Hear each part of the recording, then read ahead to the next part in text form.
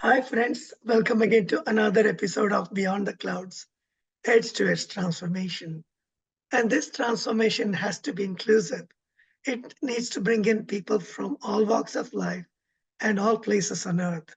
And I got to know Sheryl Chamberlain when my wife was active with the Global Women's Leadership Network. And Sheryl has been advocate for equity, for bringing people together for a very long time. Sheryl, tell us about you. How did you become the Sheryl Chamberlain we all know today? Oh, thank you so much. I'm excited to be here and share my story. And if you think about it, today I work at Palo Alto Networks and I manage our global alliance with IBM. But that's really what I do in my day job. What I do in life is I look at opportunities to make the world more inclusive and also bring forward people that want to advance their careers and be part of an ever-changing world. And how did I get started? You just said it, Global Women's Leadership Network. I was invited to join and participate in that program. And what it was about was bringing women from all over the world that wanted to find ways to make the world better for the communities that they lived in, as opposed to looking at it from a global perspective, but from a community perspective. And when I saw what they were doing, I realized that I could also be a catalyst and help them, but I needed to listen first and act second.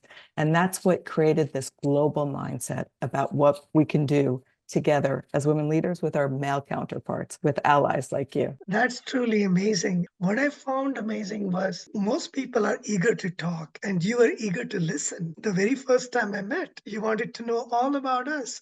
And that was such an amazing experience. Tell us about GWLN. Most people who started it were in Silicon Valley, but the impact was global as well as in local areas. How did you manage to do that? This was well before the time when people were doing virtual work and work from home. How did you manage to have this global impact? That is very interesting because I didn't even think about the fact that we didn't have the skills or the capability to create that global impact. But what we did is we reached out to local people in Silicon Valley and asked them if they wanted to sponsor someone from another part of the world. And they built that relationship with the person that was coming in and also found a way to fund the movement here, coming over, staying at hotels, and then also helping them once they went back into community. So it's like you act local, you reach out global, and you maintain that connection. And what does it do? It opens up your heart because now people from other communities are coming here and you get to know what you're eating, how you think. It's almost that social interaction, that networking creates that global impact. And I just want to take us forward. If we think about the COVID time, we weren't able to do that so much. We were more virtually connecting and the relationships didn't get as deep. But we're back to where we were before, where people are traveling, they're interacting. We realize that that social in-person interaction will really make a difference. But I want to take us forward from Global Women's Leadership Network because I did that when I was at EMC. And for EMC, I started their women's program for the West Coast. So my vision there was really to make EMC the center of leadership and innovation through the eyes of women and in partnership with men. And that came from Global Women's Leadership Network. And from there, I started to get involved in a lot of other community organizations and realized that if we look at people's careers, they really start their vision of what they can do when they're in college. So in that case, I got involved with something called HALT Prize. And HALT Prize is a challenge that's put out to every student around the world. Again, the notion that they're going into universities around the world to solve a problem that impacts 10 million people in 5 years. It could be food sustainability, or it could be something around what they want to do specifically in their community. And again, through that program, it was bringing students from all over the world to solve a similar problem and working with them and realizing we're all solving the same thing and that we're not that different. That's the true form of diversity, equity, inclusion, getting different points of view together to solve similar problems. And one thing I truly appreciated was it was truly inclusive. It wasn't only women. I remember one man from Africa who was digging wells in his country and I think in neighboring countries, and who was also sponsored. And he was an amazing singer, performer who brought his culture with him to the United States, to all of us. Can you describe that a little bit? Yeah, it's funny that you remember that, but because there was that, again, that social, personal, musical side to him, you remember him. If he didn't open up that side of him, you would remember maybe the project he was working on. But when we share all the wonderful things that we're involved in, it changes. For me now, I have a dog. And so almost in every interview, the dog comes along and people remember me because the dog's in the background. It's again, letting others know more about me, not just from a professional lens, but from a personal point of view. What I also appreciated was the work that was done in many parts like India with trafficking of women and how retraining them. In India, Smrita Sen Gupta began her journey also from GWLN. Are there other notable examples that transform people's lives? Yes, I just really want to say this. Take it all the way back when you're in college. If you get a chance to be involved in social impact, whether you win a prize or you go on to be a finalist, it's just the notion that you're touching something where you can make a change and you're creating that element of care inside of your life. From there, when you go on to your career and what you're doing to make money in your day job, you take that part of you forward. And then when you work in a company, people see you differently. And I'm just going to take this forward to where I am now at Palo Alto Networks. When I was at EMC and I ran women's leadership, it started with Global Women's Leadership Network, and then I built this community. I worked in partnership with a gentleman named Dan Campbell. And essentially, I reached out to him because he was a very senior leader. And I said, could you be my sponsor for women's leadership? And he goes, well, what do you need? I said, first of all, your money, because I want to have people come in and feed them, but I also want you to come to events and be involved. And from there, he realized, wow, what am I doing? This is fantastic. I have girls, they're going to grow up. You look at all the women you've brought here, they're so incredible. And it became something he did professionally over the next 20 years. So now I'm at Palo Alto Networks, and he just joined us 2 weeks ago. And what did he Oh, do? He got on a sales leadership call and he said, I just want to let you know our own Sheryl Chamberlain is here. And together we're going to drive women's leadership together. So you never know when you touch somebody's life, how you will change theirs and how they change others for in many ways, ongoing for years. And how when you come back together and you're more senior, you can do even more than you did before. So again, like these stories, it sounds so simple, but it's very big and it's needed, especially in our world today. you know what you say, Cheryl, rings so true for us. Our daughter was in high school at that time. And Shona, she was so inspired. She ended up going to Yale and NYU. And now she's working with the Legal Aid Society of New York, working on public interest causes. And I think that inspiration probably goes back to the times at GWLN and other organizations, United Way and United Nations. But it really touched her heart. So thank you for reminding us. In what ways, Cheryl, did it transform your life? You already touched upon a couple of things. And how did it transform your career as well? Yes, well, first of all, transform my life. I wake up every day wanting to do something more and better, certainly in my day job, but also knowing that I am part of a greater community that can help others. So I'm a different person. My life is integrated, professional and personal. But from a professional point of view, when you show others what you care about, then from a business perspective, you actually bond more deeply. And through that bond, you can drive better business impact and outcomes. I will think about Pat Gelsinger, who's now the CEO of Intel, also was involved in women's leadership with me when I was at EMC.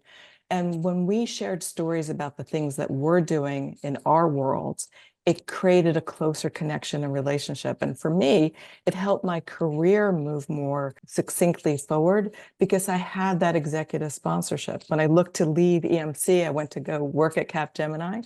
he sponsored me into that role. So then in the next company I was in, he stayed connected because the relationship at Capgemini was an alliance relationship. So now Capgemini and VMware EMC were all connected. So I just really want to say, from a professional, personal level, if you connect what you believe in, when you drive what you care about, when you bring others forward, when you share all that you are doing and what you care about, it actually helps you progress your career and also allows you to be more successful as well as others. It's so true. It's such a connected world. I worked for Pat Gelsinger recently at Intel Foundry. All power to him. They got the $8.5 billion grant from the CHIPS Program Office and the CHIPS Act. And amazing, he's driving tremendous change at Intel. And earlier, when you were at VMware or you're working with VMware EMC, my classmate Shaker Iyer was driving a lot of the connectivity with the whole world, bringing alliances together, such a small world. Which reminds me, you folks started going global with GWLN at a time when it was not common. So, have you been able to use the newer and emerging technologies to make the world a closer knit place? That's a good question. I'm really not leveraging technology so much as I'm leveraging the ability to stay connected through applications like what we're using right now, Zoom. But I'm also using that connected world, so LinkedIn and other programs, to see where are people going. So when I go to another country, I can continue to connect. I post quite a lot. I'm very social. So as I move from place to place or through different communities and trips that I'm taking, I make sure that I connect back in. So I'm going to give you an example. Helene Varnico used to be at EMC. She ran field marketing.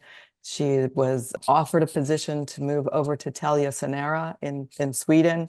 When she took that job, she was brought in as the chief revenue officer and then quickly was named to the CEO. So I don't know that you have the skill sets to be a CEO that quickly when you haven't been trained for it, but they trusted her and her capability of working and understanding people, and the company needed to progress through her leadership style. So she had that role. She went on to a different role at Microsoft being CEO and stepped away and wrote a book. And her book is really about how we take the lessons that we've learned to impact people's lives going forward. So I was going to the UK. She was doing her book launch. I was invited to the book launch. I met her community. We reconnected. So again, I'm just trying to bring forward, when we share our stories, when we stay connected, when we move into different leadership roles, it's all about the human connection, not necessarily the technology, that brings what we want to bring as humans and people forward. Very true. We often forget that technology is the means, not an end in itself. So, what was the most interesting or the most challenging project that you have worked on, either in your personal life or in your career? I would say the most challenging for me, and it's something I had to learn, was working for an American company, which was EMC, and then going to work for Capgemini, which was a French company. So culturally completely different. And you cannot be American when you work for a French company because they're French and they really recognize the value of who they are from a professional level. So I had to learn new skills and learn the art of understanding not only French, but European culture, and then start taking what I bring to those cultures forward to advance the values, the business, and the outcomes that we were building. So it was a little hard at first, but ultimately, I think I'm a better person today than I would have been if I didn't take that challenge. And of course, I didn't know it would be one, but they taught me very quickly. And now they are great colleagues, the people that I worked with at Capgemini, and I will always be that way. I had many dealings with Capgemini in the Oh. last few years. It took me a little while to understand. Sometimes cultures collide, but once we expand our horizons, cultures can come together and bring more richness to the whole experience. Speaking of which, what advice do you have for people? A lot of starry eyed people today, some of them are very anxious with all the changes in the world. What advice do you have first for people who want to work in social change and another in bettering their career in these changing times? Yes. think the most important thing you can do is remember that you should not look at your life and career as the box that you live in where you work. If all you do is what you do day to day, you will never be part of the world that we care about.